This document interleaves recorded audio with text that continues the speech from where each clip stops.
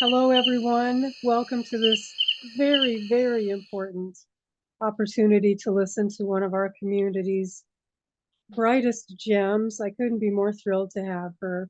I want to just make a couple of announcements before I turn it over to Wilma Wake. First, we've been talking this morning about the need for some disability coordination. As many of you know, over the last month, we've gained about 1,000 people. So we're scrambling to get everyone's needs met. We're listening to everyone and doing things as fast as we can. So don't lose hope. If there's a need we're not covering, if you want to give us feedback, we need that. We're an egalitarian community that needs all of those voices. So important. As we know, this is an Autistic Voices First space, which is safe for us. So you are most welcome if you are an ally, but we ask that you let our voices be heard first. And if there's opportunity, we'll definitely open it up and invite broader discussion.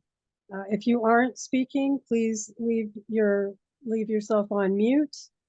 If you have questions, get our attention by raising your hand and waving or using the icon, and we'll be sure to include you. And also, let's be mindful that non-speaking people use the chat as their primary means of communication, and we want to keep that as free as possible for those people to communicate.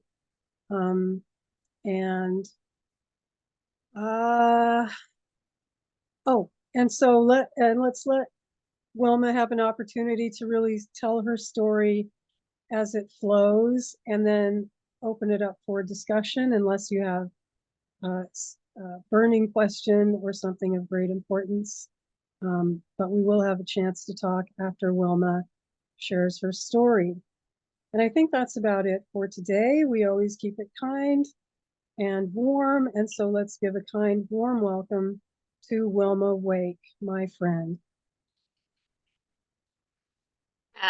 Thank you so much. I'm so thrilled to be here. I feel kind of emotional about being here and telling my story. It feels like something that's been inside of me all of my life, but I never knew what it was. And I think that's the main thing I want to communicate is the experience of my generation growing up autistic. I'm 77 and I was born in 1947. So it's been a lot of years that I have dealt with myself without knowing why I was so strange.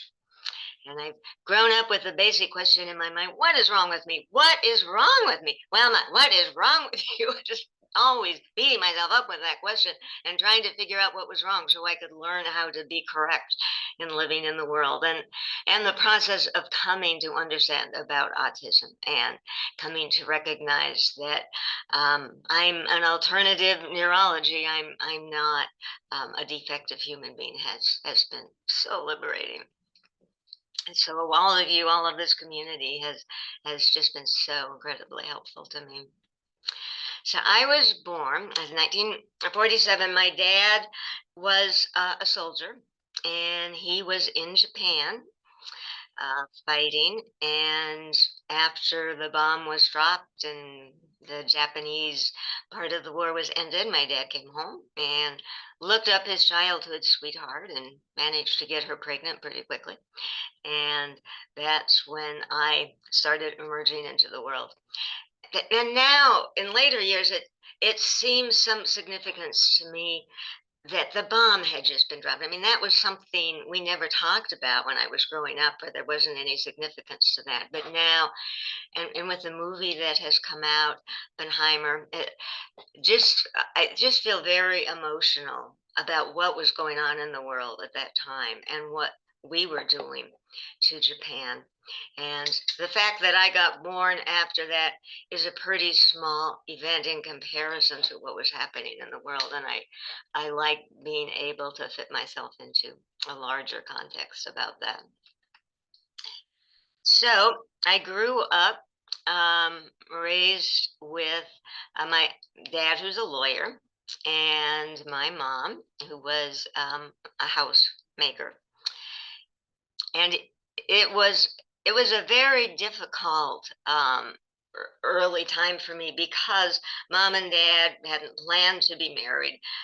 They hadn't planned that mom was going to get pregnant. This just all emerged after the war, and so they were suddenly faced with having a child.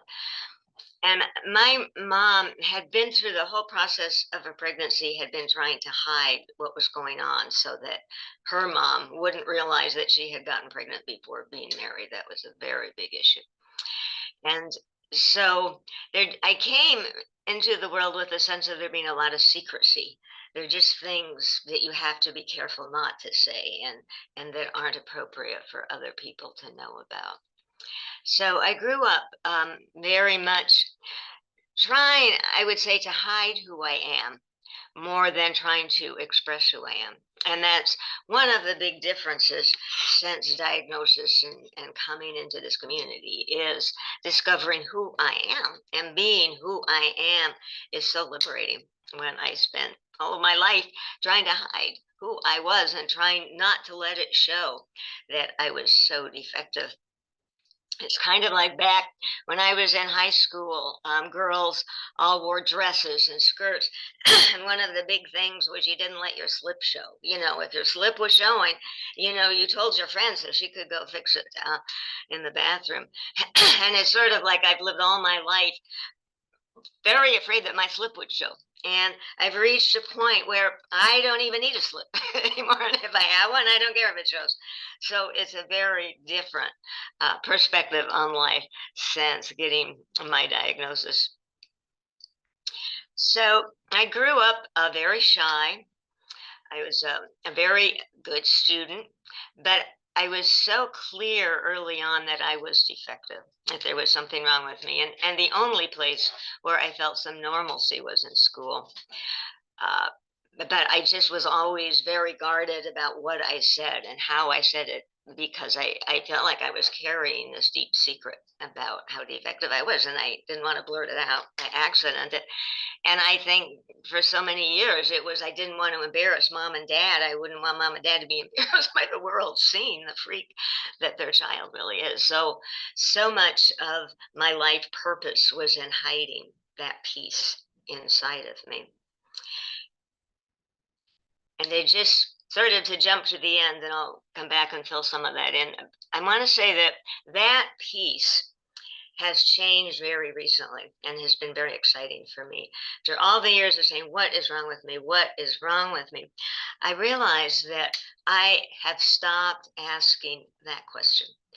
And I'm just more, oh, who am I and how can I best express myself? And it is such a liberating thing. And I think it's taken me many years of being involved in this community and reading and understanding about autism that I have really been able to recognize how my brain has functioned in terms of trying to keep me hidden. And it's just so exciting to think about ways that I can tell who I am. I think that's part of what it means for me to be here today. It just feels like I can come in and I can talk about who I am. And I don't come in with this list of, Wilma, be sure you don't say that. Don't let them get any hint of this. I can just be here and share who I am. And it just is so incredibly liberating. And I think that in terms of sharing about my generation of autistics, that is so important is to recognize that we grew up in such a time of secrecy and and a sense of feeling so defective and having to hide that inside of ourselves. That I see as one of the huge generational changes that, thank goodness, has come about. And I do really value working with other older adults. I'm a social worker and I work with autistic adults and increasingly more and more working with elder autistic adults. And that is the overriding question that we all have: what is wrong with me? I'm starting now to get some young people who themselves maybe are getting diagnosed, and now they think grandma maybe also is autistic, and how do you tell grandma that you think she's autistic? And we're having some fascinating discussions about that. And I always encourage them to explore the possibility of sharing that information because it is so liberating. So incredibly liberating for my generation of autistics. So I got through high school, I graduated from high school.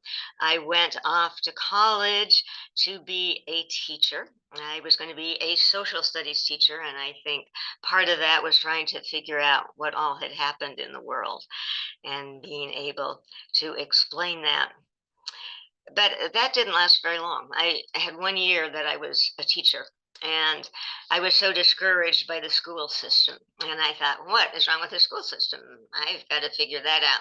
So then I decided to get a master's degree in social foundations of education, which is a field about education and its role in society and so forth. And I love that so much, I decided to go on and get a PhD, which I did. And what I realize now about those years is how safe I felt in school. For one thing, I was constantly given assignments. I didn't have to figure out what I was supposed to do. There were always assignments. And I didn't have to guess how well I was doing because I was getting grades and I was getting feedback. And school was such a safe structure for me. It was very sad when I finally had to stop going to school, as I got the PhD in social foundations of education, and then felt a lot of spiritual experiences happening in my life, and I wanted to be a minister. So I went back to school and got a degree in ministry. And while I was doing that, I realized what I most wanted to be doing was working with people about some of the issues they were dealing with in life. And I could do that much better as a social worker than as a minister.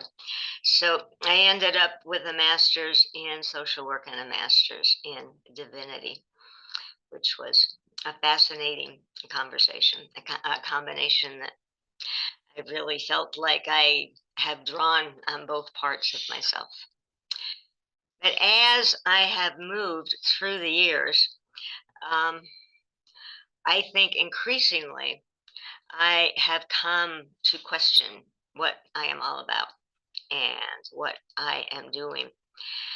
And when I started working with autistics, I was working with autistic kids for quite a while. And I felt like I knew absolutely nothing about autism.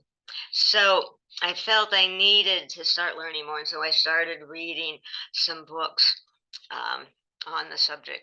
And one of the books I read was, now I'm blanking on her name, that she written one of the early books about girls and women who were autistic, and I had picked up the book, and she was talking about, the typical autistic woman is, she's probably not out and about on the town. She's probably sitting at home on a typical evening with her dog or her cat, and she's reading some books. And I thought, oh my goodness, that is so me. That is so me. And that is what really opened the window for me and the possibility that I too was autistic. And I went to a colleague, a psychologist I worked with. We had sent a lot of referrals back and forth for autistic kids. And I asked her to help me figure out this diagnosis. And she gave me some tests and she said, "You are definitely autistic." And that was such a relief, such an incredible relief. And when people ask me now my opinion about, should people go for diagnosis, especially when you're older, does it really matter? For me, it mattered so much because I never trusted my own perception of things. And so for me to start thinking, gee, maybe I'm autistic, didn't have much meaning for me. I needed to know that. And so that was a very important step for me. But I try very hard now, especially with older adults, to help them gain confidence in their own ability to figure this out. Partly because it's still so hard to get a diagnosis for adults, and especially for older adults, it can be very difficult. And people that want to do that can end up with long waiting lists. They can end up with big bills. They can end up with someone who doesn't really understand autism and says, "Ah, you're probably not. I think you're okay." And I've seen so many wounded adults who have been through that process. So one of the things that I encourage now is what I call a collaborative diagnosis, which some of the other social workers and therapists working with autistic adults are kind of moving more in a direction of, instead of me diagnosing you, you and I together will walk a journey to look at your life and how it's unfolded, and whether this diagnosis makes sense to you. It's not going to be that I decide if you have it or not. Together we'll look at if it makes sense to you and how it feels to you. And I really love that approach, as it seems now like the concept of diagnosis has become so important, especially for adults, that most adults don't trust their own perception, like I didn't. They might be autistic.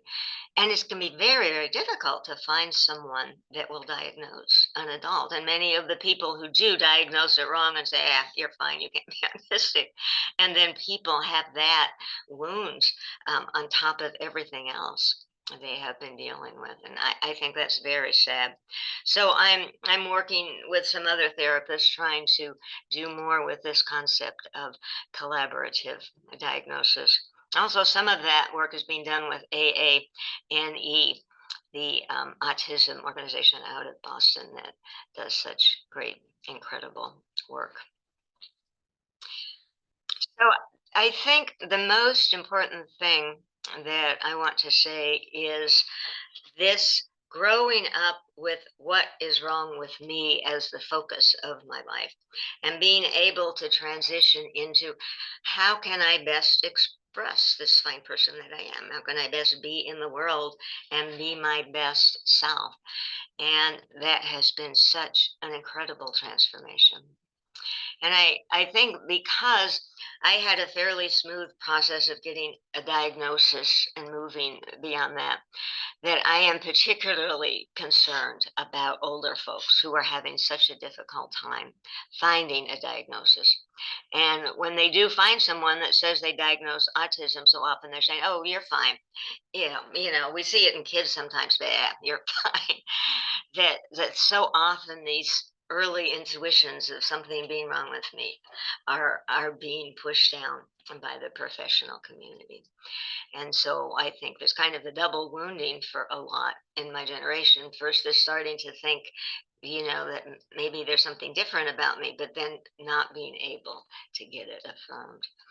So that feels really important to me. I feel like that's my focus in the work that I do, especially is with older adults who are just now starting to question whether they might be autistic and want to find a legitimate way to explore that question. And then to explore the question of now, how do I absorb this new learning into my life?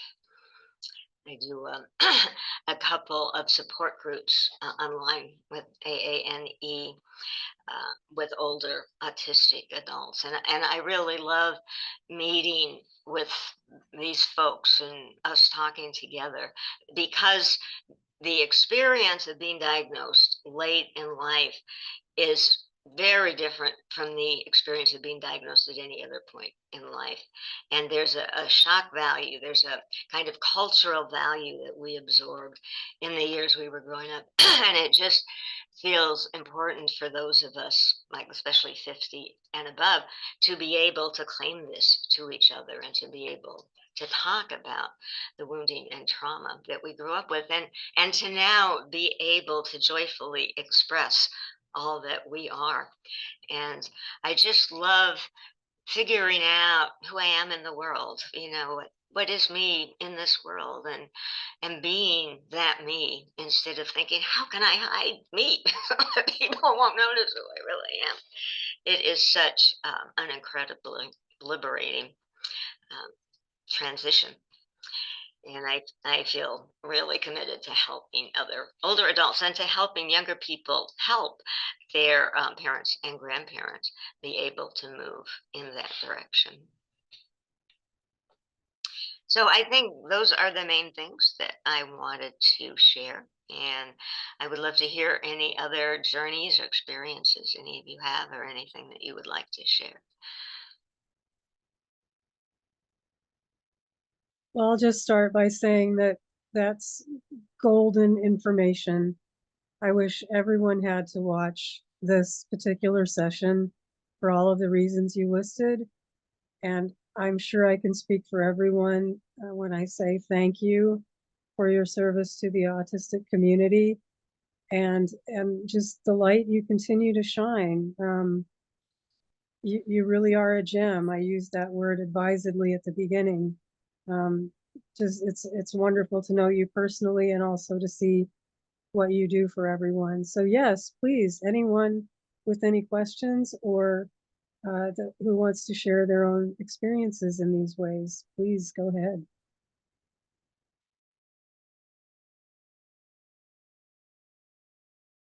I think there are times when somebody feels that due to their profession or whatever, they have to do a certain amount of masking, which may make sense. But I think even in those cases, you don't need to be masking to yourself. You don't need to be masking inside of yourself. And that's the journey I think is so important for us is to find out who we really are. And when we haven't asked that question for 50, 60 years, um, it takes a while to find the answer, but it's worth finding it.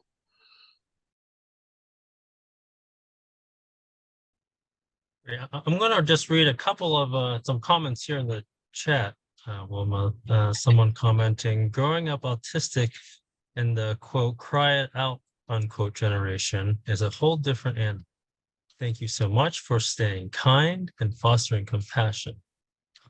Next is thank you so much for your story.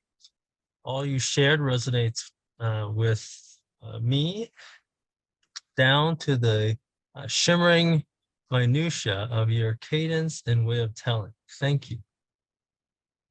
All right, let's see what else we have Well, here. and thank you to all of you and the others that are sharing their stories. I think it's this kind of new way of understanding autism that we are embracing it and we are sharing it that is so healing after all the years of being ashamed of it and having to hide it. It just is so great to see this happening. Right, and the next line is, I feel like masking might actually be necessary for some autistics, especially higher support needs autistics, because they can become unsafe otherwise. Absolutely. Yes, I think that's very important. And when when I'm working with someone that feels ready to start unmasking, we talk about that because there are levels where you may need to protect yourself, and especially if you're still in the job market and you're working and you have a job you need to protect. You need to be careful about who you tell what to keep protecting yourself. Can I hop in really quick about masking? Yeah. Because I think there's a conversation already started within the community that would be valuable to bring in here. There's a lot of talk, and we can sometimes, especially because of the trauma in our past, fall into this black and white thinking. So there's a lot of talk of masking or unmasking, and is it good or bad? And these are binaries, right? And I would like to invite everyone to think about your true self as a big white light. When you encounter certain environments, as a white light encounters a prism, sometimes you have to present as a purple light. And that is the way we present in that environment. Now, what we are conflating in this conversation, I think, and we're getting very far into it, so I want to kind of reel it back, is the act of masking, which each and every single person does. Neurotypical, non-neurotypical. We mask in conversation and environments. We refract our lights to complement the light around us. To give a more banal example, what keeps hitting me is we're having some attachment problems. We're having some overmasking, some maladaptive masking because of trauma in our past. And it's as if we are about to say, well, I'm very bad in relationships and I can be very avoidant, so I'm going to have unprotected sex for the rest of my life. No! We don't want to show everyone that big bright white light. It's not appropriate. It isn't always safe. It isn't always kind either, right?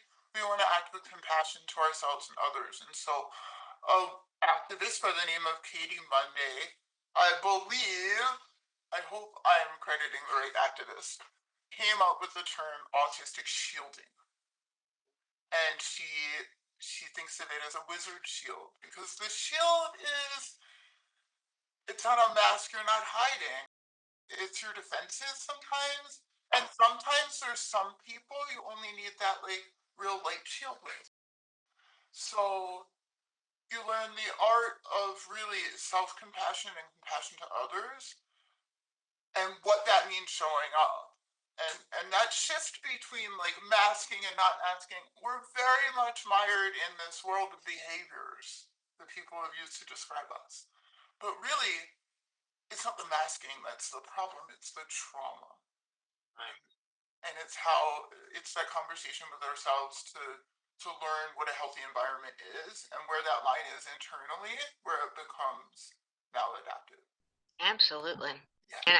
And I think it's so important that we not start to work on unmasking and then just go out and unmask and cause all kinds of problems and get ourselves in trouble. And it is a little bit like the alcoholism. I think in terms of that you realize you're alcoholic, or that you're an adult child of an alcoholic or whatever, but you don't necessarily say that to anyone and everyone. You have some discretion and where you share it. And I think especially because the larger society has not caught up to us and our community. Or even like an eating disorder, because you can give up alcohol, but you have to keep eating. You have to keep masking. You have to do your job, right? Because if Child Protective Services showed up, you don't want to show them your interpretive dance. So it really is such a struggle because you can't give it up. But if you're lacking that nuance, it can be really hard to have this burden on you. Like, now I have to be a good unmasker. It's tough. We have to give ourselves some grace. We do, and I'm a professional social worker, so there are times when I may be going to a professional meeting or some kind of professional conference, and I don't go unmasked. I don't necessarily go with the real full me inside as much as I go in some role. And I'm aware of the role that I have in that context. And I think it's important that we protect ourselves in terms of wisely choosing where and how we want to unmask, recognizing that the world is not as ready to accept us as we are to accept ourselves. And when you start the process of unmasking, you probably also have a lot of educating to do. Oh, what is autism? Oh, what does it mean to have autism as an adult? There's just so many questions, and you need to be prepared to kind of educate people, but also be prepared that, it could have some. Learning who to educate is really important. Yeah. And when you have your core people, then you can brave and grow strong.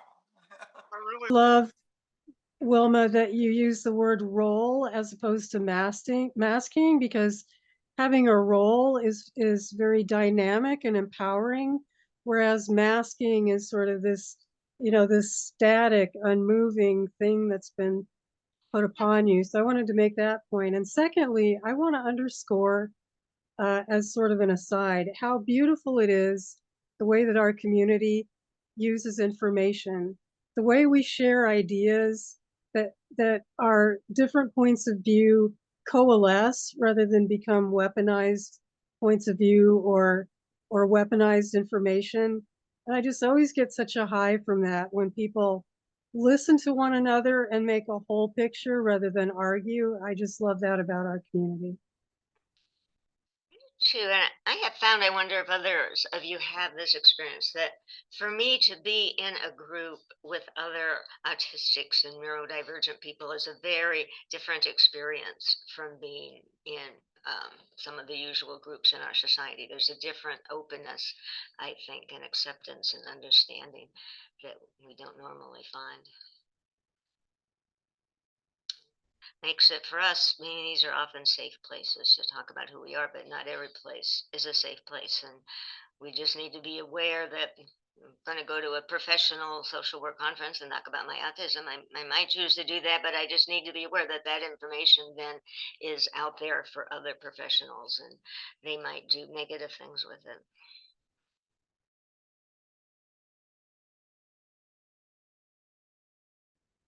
Right. I think that's so important. that we got into an unconscious process of not sharing ourselves and locking ourselves up. And I think the liberating journey for that is not that we're necessarily going to unlock everything and throw it out in the world, but that we now have the discretion to decide what we're going to share and when we're going to share it. But it's all open to us. We're not masking to ourselves. And that, I think, is especially important. And also, society has been changing in terms of its willingness to accept and understand autistic people. I want to mention that I was born the same year as Temple Grandin. We were both born in 1947. And one of the differences in our journeys is that she was born on the East Coast and I was born in the Midwest. And her parents were able to take her to some of the really sophisticated mental health centers there on the East Coast. And she was able to get a pretty early diagnosis that was far before most people were being able to do that. And they had a fair amount of money, and so they were able to put a lot of money into her having a very open and free and creative kind of education. But I think she is still coming to terms with many of the same things of what does it mean to be autistic and how do I share that with the world and be myself and be in the world. And I think some of her more recent interviews and things are getting into that, and it's a delight to see her unfolding through the years. Even though she had an early diagnosis, there's still a lot of unfolding that she's still doing, which is beautiful. Great. There's a comment here. The unmasking and burden of educating is much more than I expected. Yeah, that's a great comment. Thank you for saying that. That I do tell clients who want to go unmask in the world. I say, remember, you will have to educate most of the people you unmask too. If you say, hey, I'm autistic, I'm neurodivergent, they're going to say, what are you talking about? And then you need to start a whole process of educating them, and you need to decide how much you want to take that on. It gets really exhausting. And most of us have had the experience of saying, oh, I'm autistic, and someone, oh, come on, you don't look autistic. Yeah, I don't know where you got that. No, you're perfectly normal. There's nothing wrong with you. And so the education process we need to go through about our neurodivergence and how important it is to us is something that's much harder to share than just identifying that we're in that category. It's a whole education of society that we have to do. Yeah, that reminds me of a presentation I was at last week where one of the speakers asked the crowd, how many people know autism? And like everyone raised their hand. You know, and in my head, I was thinking, okay, how many people think they know autism? Was really the question. And I think that's exactly what this comment gets at, is it more of a challenge is because people already think they know. And the re-education, I think, and that's what makes the re-education so difficult. Well, those of us who are in this community are still trying to figure out what it is that we are and who we are and how we relate to the world. And we're still, I think, trying to figure out how to explain ourselves to a neurotypical world. And it's a long journey, and there's no reason why any one of us should feel we should have all these answers. And we're going to get questions, and as we allow people to know who we are, we're going to get all these questions. And we have to be prepared either to answer them or maybe decide how much we want to share to begin with. Yeah, can I chime in for Marxism for just a moment? Remember that this is emotional labor, and you are not required to do that emotional labor in all environments. It's not even compassionate to the person you're sitting across from to do that emotional labor when you might be using domain specific words that make them feel othered. So, again, self compassion and then doing that trauma work. Literally, we've all said the same thing from a different angle, but remember that I think I had like a good almost like 8 years in the beginning where I was just like, it's my job, and then there was like level 2, it's not my job, right? And this is exhausting, and just Thank you so much. That is so important. It is so important. And we so easily allow ourselves to take on that role, because the more we share, the more questions people have, and then we start educating them, and that can be a very tedious, exhausting process that can take a long time, and people can be very challenging. That a Yeah. hand. Yes, thank you. I want to respond to the last bit of what I heard from. Yeah, I agree. It's not our job to educate other people about autism, but sometimes it, overall, yes, but sometimes it is or it needs to be. I mean, in my experience personally, sometimes it is my job to educate people for my own self-preservation. And it's, for me, I do not believe I can rely on telling my coworkers, for example, I am autistic, please research it.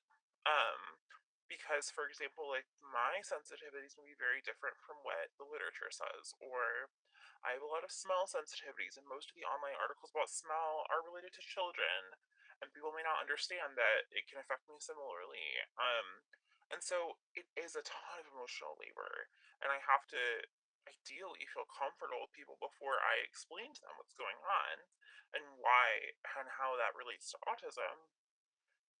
Um, but, well, at least in the workplace, like, it's something I have to do to be able to do my job without melting down. So that's perfect. Like, I think you nailed an important part of it. You have to educate people as to what autism is, because the literature is out there, and also there's that adage, right? You've met one person with autism, you've met one person with autism. So my whole shtick is that, yeah, we should all move past these labels. And in fact, the medical model in general, and show up curious about what people's needs are throughout the day that we share an environment with. Now, that is a skill in the office environment, and I'm beginning to explore that. I use behavior science, not ABA, like Navy-based like interrogation science, and also there's some really good neurodivergent speech teachers out there making content on the internet about how to navigate those office nuances.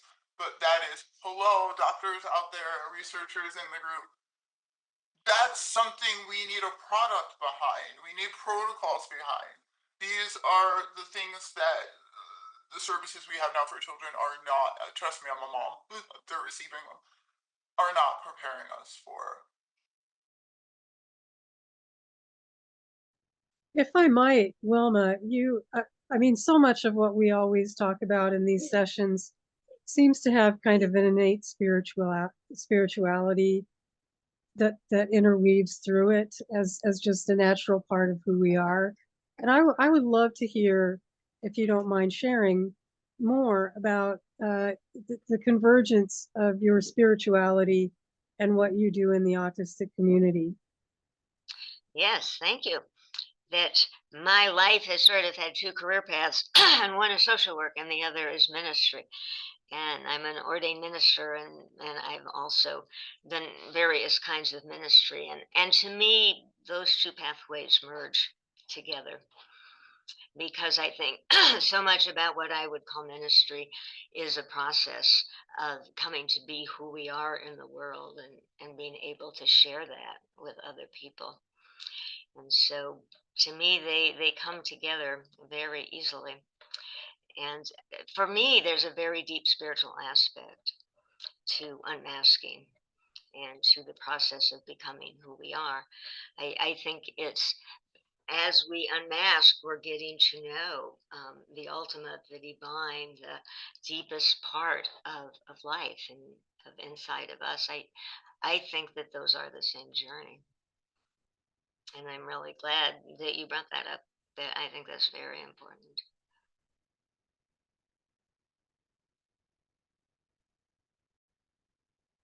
And I think it's important that that be our guide. If we're trying to decide how are we going to come out and who are we going to come out to?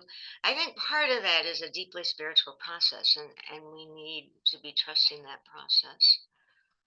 And it's usually not a clear right or wrong answer, but it's how do we want to be engaging in the world? And I think part of that needs to be a spiritual aspect. Yeah, so many of us feel like we have a mission, that innate sense of mission that I think is very much made of spiritual cloth, because just in the warp and weave of it speaks to doing something outside ourselves, or not outside ourselves, but within our expansive selves, within our expansion, to connect and co-create. And I just, that's another thing I really love about our community. Yeah, and that's really important, and I really love that. And I think too, part of the me that's involved in the world and and trying to bring more understanding into the world about who we are. All of that is a deeply spiritual process, and I don't think it can be separated from our interactions in the world generally. And I'm really glad that that was raised. That reminds me of a quote from a rabbi I heard years back after a anti-Semitic attack. He said something like, "We are not required to solve the problems, but we are not absolved from trying." You know, and I do think that part of the, not taking the whole responsibility on your shoulders, uh, kind of by yourself single-handedly, but I do think it's so much about, you know, a sustainability or a shared effort of a people, over an indefinite period of time. So if everybody just keeps on trying, then that volume and time will eventually move the needle forward. And hold on just a sec here. I see a comment in the chat about burnout.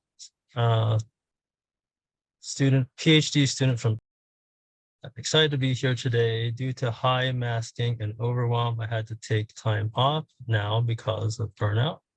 I think that talking about autistic burnout may be a vital part of the conversation of masking and trauma. Yeah, I think that's such an important process, and that we really need to be aware of that in ourselves. It's so easy to think we're going to take on a mission and we're going to educate the world and and spread all this knowledge. But there's also a big cost to us personally and spiritually in terms of how out we want to be and what we want to say in what context. And this is a healing journey inside ourselves. I mean, I don't think our primary purpose is to educate the world. I think our primary purpose is to start by making ourselves whole. And educating the world may conflict with that. And I think we need to start by taking care of ourselves and making ourselves whole. And educating the world is a very difficult thing with a lot of criticism and disbelief that people have, and it takes a lot of energy. And I think we need to keep coming back to nurturing ourselves into what we need and to nurturing ourselves within this wonderful community and not trying to take the world on alone. I think that's so important. Yeah. I just wanted to mention really quickly, as people know, we've gone global over this last year, and so these voices from different geographic areas and the interplay of autism and the culture that one lives in are so important. And so, if you have any inclination, you're more than welcome to get a hold of me or Roger, and we can have you do your own session talking about your own experiences. No pressure, of course, but anyone with those global perspectives are welcome to jump right in. So Putting that out. Yeah, can you hear me? Hi, I'm incredibly happy to join in today, and actually, I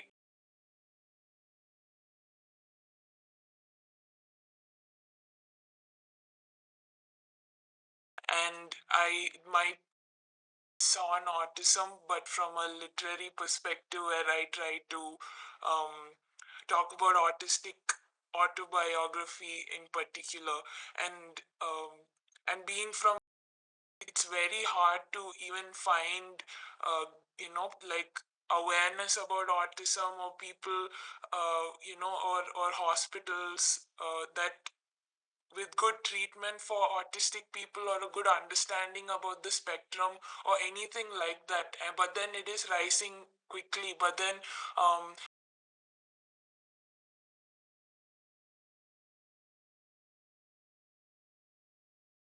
working on autism, and also not in STEM but from the humanities. And it's been very hard for me to find, and be part of an autism community and be part of the autistic community. I'm always trying to reach out globally, it's very thrilling for me and exciting whenever I'm able to meet and be part of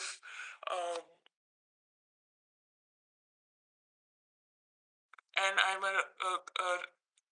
I'm a regular contributor there. I do artwork and write, and I really think that lived experiences are extremely important and very, very they're needed at the time right at this time right now, as the neurodivergent movement and autistic people are getting more and more involved in research, and the awareness is going up globally. I really value lived experiences, and so I just want to say that I'm happy to be here and share whatever perspectives I have, and I would love to be in touch more and be part of more whatever events. And thank you so much for the encouragement. It really means a lot. Well, thank That's you. great. I think that's so important that, it's so important we remember that this process of social change has to be done in community. And I think this is such an incredible community. It is just so beautiful. And I'm so excited that it's here and that it's growing. And now that I have found you, I look forward to spending more time in the community. And I just wanted to piggyback on that. I think we have a presentation later this week on somebody who is in this relatively new space of neurohumanities. And part of that is integrating things like autism, but also not so much with the neuroscience that it has been linked to for so long, but more in sort of the humanities. So there's a lot of interesting connections that are being made.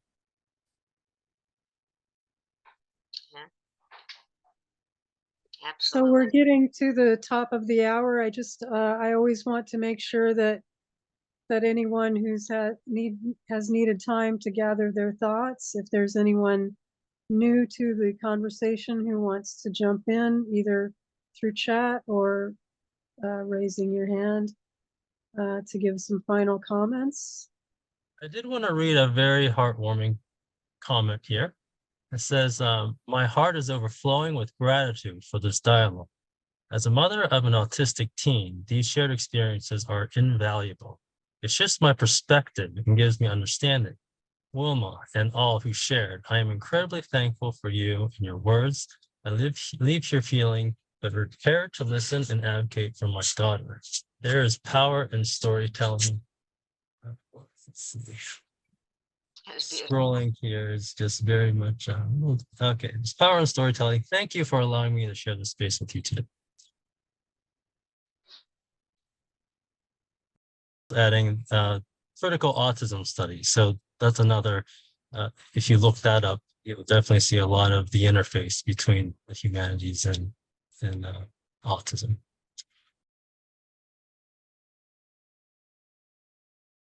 Thank you for inviting me, and I look forward to many more interactions with this wonderful community. Now So that I beautiful. found you, I'm looking forward to getting to know you better. You are welcome to come and say anything at any time. what a joy. What a joy this has been. An absolutely perfect session as usual, with everyone connecting and making new connections and bringing new people in. It's just always a thing of beauty. So lovely. I want to be sure that everyone who wanted to connect has each other's contact information. I know there were some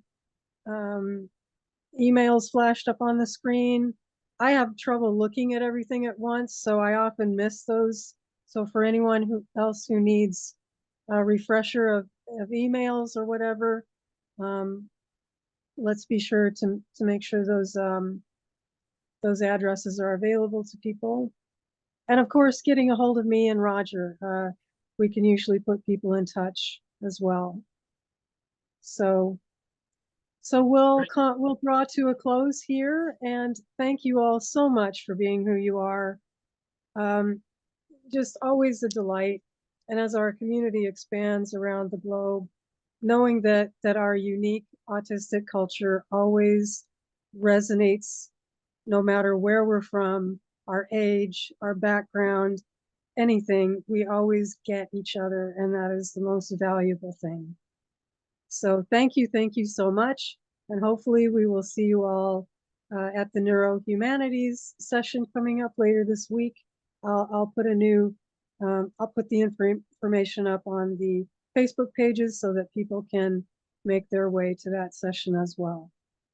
Don, can I just end that? I know folks have expressed interest in continuing dialogue. So we can do that usually in our Facebook groups, but the Discord server has been pretty hopping these days. So if that's something you're interested in, I can always send you a link to that. Just feel free to reach out. Thanks a lot, everyone. Thank you, everyone. More soon.